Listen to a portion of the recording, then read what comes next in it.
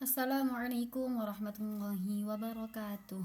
Perkenalkan, nama saya Anissa Unafi Adisa Putri. Saya mahasiswa semester 3 dari Universitas Hasyim Asy'ari. Di sini saya akan mempresentasikan hasil peta imajinasi saya yang berjudul Konsep Ilmu Pendidikan Islam dan Filsafat Pendidikan Islam, sekaligus untuk memenuhi tugas mata kuliah Filsafat Ilmu Pendidikan yang diampu oleh beliau Bapak Dr. Hanifuddin Mahadun. Nah, sebelum saya melanjutkan presentasi saya, di sini saya akan memberikan sedikit pantun. Tugas menumpuk bikin gelisah, deadline datang tanpa ampun. Tenang saja hadapi dengan pasrah, lalu kerjakan step by step, jangan bingung. Nah, jadi kalau seumpama kalian punya tugas yang numpuk, itu gak usah gelisah guys. Tenang aja, hadapi dengan pasrah, tapi sambil dikerjakan step by step, nanti bakal selesai dengan sendirinya. Nah, lanjut dengan sesi saya presentasi hasil peta imajinasi saya. Di sini jadi teman-teman, ilmu pendidikan Islam itu adalah ilmu yang membahas teori dan praktik pendidikan yang didasarkan pada ajaran Islam. Fokusnya itu pada bagaimana caranya membentuk manusia yang beriman, berilmu, dan berakhlak mulia. Jadi lebih ke bagaimana pendidikan itu dijalankan di lapangan. Nah, sementara itu filsafat pendidikan Islam itu membahas hal yang lebih dalam, kayak hakikat, tujuan, nilai, dan arah dari pendidikan Islam itu sendiri. Jadi lebih ke mengapa dan untuk apa pendidikan itu dilakukan. Nah, keduanya ini saling melengkapi. Kalau ilmu pendidikan itu sifatnya itu praktis, maka filsafat pendidikan Islam itu sifatnya reflektif dan berpikir mendalam. Ibaratnya gini, kalau ilmu pendidikan Islam itu tentang apa yang kita lakukan, maka filsafat pendidikan Islam itu tentang mengapa dan untuk apa kita melakukannya.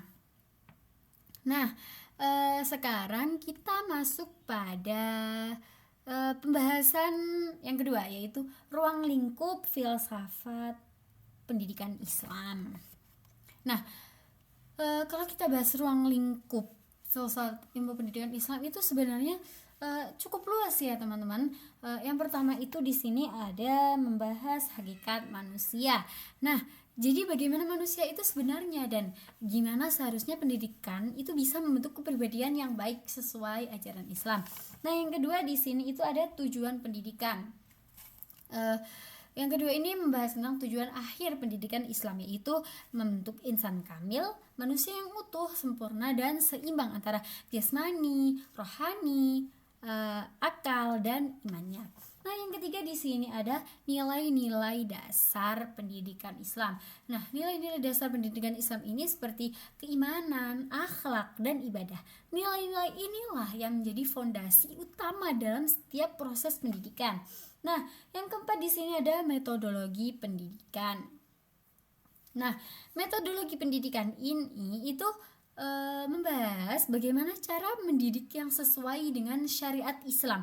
Jadi gak asal mendidik ya teman-teman, tapi harus berlandaskan dengan nilai-nilai Islam. Nah, di sini yang terakhir ada hubungan ilmu, iman, dan amal. Nah,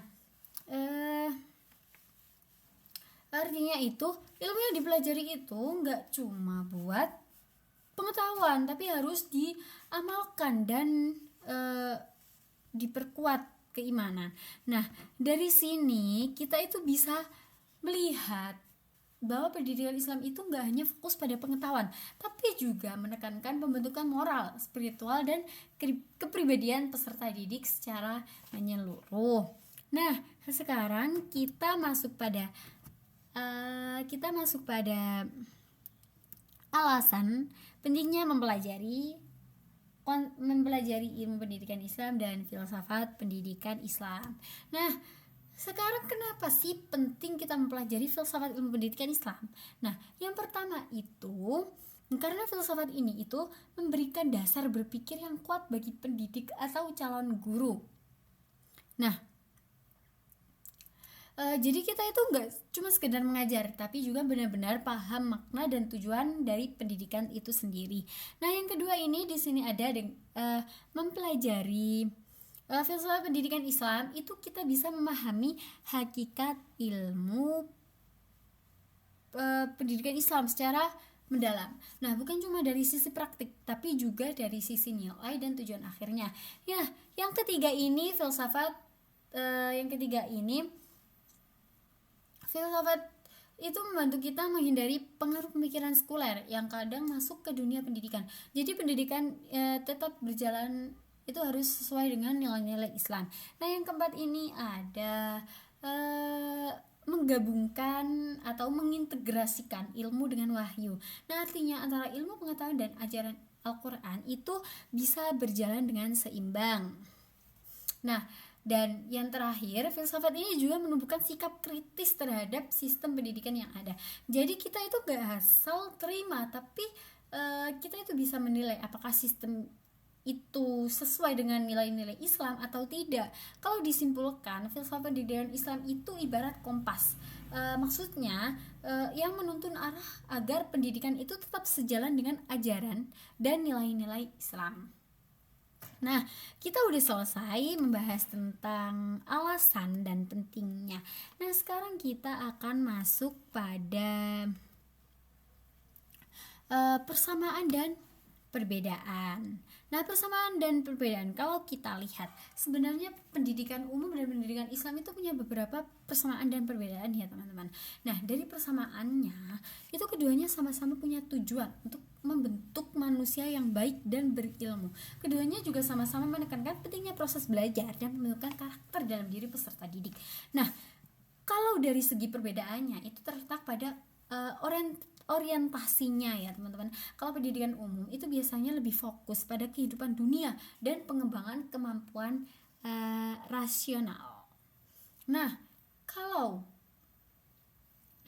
pendidikan Islam itu orientasinya itu bukan cuma dunia tapi juga akhirat. Nah, dasarnya itu adalah pada wahyu, iman, dan akhlak. Jadi pendidikan Islam itu nggak cuma mencerdaskan pikiran, tapi juga membersihkan hati dan mendekatkan diri kepada Allah. Makanya bisa dibilang ya teman-teman, pendidikan Islam itu punya arah yang lebih lengkap, mencakup kecerdasan intelektual, moral, dan spiritual sekaligus. Kita udah selesai dalam membahas persamaan dan perbedaan. Kita lanjut pada pengertian filsafat ilmu dan pembagiannya. Jadi kajian tentang jadi filsafat ilmu itu ini ya teman-teman, kajian tentang hakikat ilmu, bagaimana cara memperoleh ilmu, dan apa nilai dari ilmu itu sendiri. Nah, dalam filsafat ilmu itu ada 3 pembagian utama. Yang pertama ada ontologi, yang kedua epistemologi, yang ketiga aksiologi. Nah, ontologi ini membahas tentang apa yang dikaji oleh ilmu, misalnya apa hakikat manusia, apa hakikat pendidikan. Jadi ini lebih ke objek dari ilmu itu sendiri. Yang kedua ini ada epistemologi. Epistemologi ini membahas bagaimana cara kita memperoleh ilmu, bisa dari akal, pengalaman, atau wahyu. Jadi fokusnya pada proses mendapatkan pengetahuan. Nah, yang ketiga ini ada aksiologi. Nah, kalau aksiologi membahas untuk apa ilmu digunakan. Nah, apakah ilmu itu digunakan untuk kebaikan, kemaslahatan, atau malah disalahgunakan. Nah, 3 bagian ini itu saling berkaitan. Dengan memahami ontologi, epistemologi, aksiologi, kita itu bisa menilai bahwa ilmu itu bukan cuma dari hasilnya, tapi juga dari proses dan tujuannya. Nah, sekarang kita masuk pada pembahasan dari sumber-sumber ilmu, sumber-sumber ilmu pengetahuan. Nah, selanjutnya kita bahas tentang sumber-sumber ilmu pengetahuan. Sumber ilmu pengetahuan ini, yang pertama itu ada wahyu. Nah, wahyu ini itu bersumber dari Al-Quran dan hadis dan merupakan sumber pengetahuan yang paling tinggi dan utama dalam Islam. Semua itu semua ilmu itu seharusnya tetap berpijak pada wahyu, karena disitulah kebenaran hakiki berasal. Nah, yang kedua ini ada akal atau rasio. Nah, akal ini digunakan untuk memahami, menganalisis, dan mengembangkan ilmu. Jadi lewat akal, manusia itu bisa menafsirkan tanda-tanda kebesaran Allah dan menggambarkan ilmu dalam kehidupan nyata. Yang ketiga di sini ada indra atau pengalaman empiris. Nah, indra ini sumber pengetahuan yang datang dari pengalaman dan pengamatan langsung, atau bisa dibilang empiris. Jadi manusia itu belajar dari apa yang dilihat, didengar, dan dirasakan. Nah, yang keempat ini ada intuisi. Nah, intuisi ini bisa berupa ilham, firasat, dan hati nurani. Nah, ini juga bentuk pengetahuan yang datang dari dalam diri manusia dengan izin dan petunjuk Allah. Nah, kalau keempat sumber ini digabungkan, wahyu, akal, indra, intuisi, maka akan tercipta yang seimbang antara akal dan iman, antara rasional dan spiritual. Nah, di sini pembahasan yang terakhir itu adalah klasifikasi ilmu. Nah, dalam pandangan Islam, ilmu itu dibagi menjadi dua jenis utama. Yang pertama itu ilmu nakliyah, yang kedua ilmu akliyah. Nah, ilmu nakliyah itu adalah ilmu yang bersumber dari Al-Quran dan hadis, seperti ilmu tafsir, fikih, tauhid, dan hadis. Nah, ilmu ini berfungsi untuk memahami ajaran Allah dan membentuk dasar keimanan serta akhlak manusia. Nah, yang kedua ini ada ilmu akliyah. Ilmu akliyah ini adalah ilmu yang berasal dari akal dan hasil pemikiran manusia, seperti sains, logika, terus filsafat dan teknologi. Nah, ilmu ini itu membantu manusia itu memahami alam dan kehidupan secara rasional.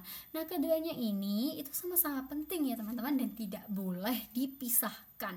Kalau hanya mengandalkan ilmu akliyah tanpa nakliyah, manusia bisa kehilangan arah moral dan spiritual. Nah, sebaliknya, kalau hanya berpegang pada ilmu nakliyah tanpa akliyah, maka ajaran agama itu bisa sulit diterapkan secara luas dan relevan dengan kehidupan modern. Nah, karena itu Islam menekankan adanya keseimbangan antara ilmu, iman, dan amal. Supaya apa? Supaya ilmu yang dimiliki itu bisa membawa kemaslahatan di dunia sekaligus di akhirat.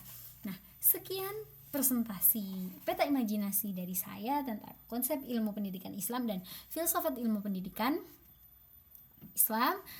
Sebelum saya tutup, di sini saya akan seperti biasa memberi sebuah pantun. Nah, bangun pagi lihat matahari, sinar hangat menyapa diri. Yakinlah semua proses ini sedang menyiapkanmu jadi pribadi mandiri. Nah, sekian presentasi peta imajinasi dari saya. Apabila ada kesalahan kata yang tak berkenan atau penjelasan yang kurang pas di hati, saya mohon maaf yang sebesar-besarnya. Akhirul kalam, assalamualaikum warahmatullahi wabarakatuh.